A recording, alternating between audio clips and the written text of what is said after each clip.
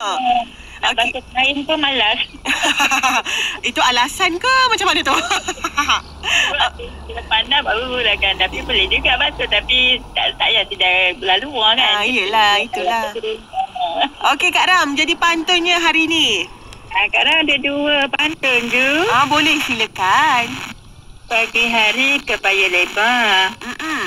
Tinggal pula rumah Cik Musa. Wah. Kita ni perlu banyakkan sabar. Bagi hidup aman sentosa. Itu. Lagi satu? Lagi satu, kalau tuan ke kampung baru singgah sebentar membeli belah, tak lama lagi kita nyambut tahun baru. Banyakkan bersyukur pada Allah kan. InsyaAllah. Ucapannya Kak Ram? Ucapan pagi ni Kak Ram nak ucap selamat beristirahat, selamat hujung minggu, selamat sarapan buat Kak Ram. Terima kasih.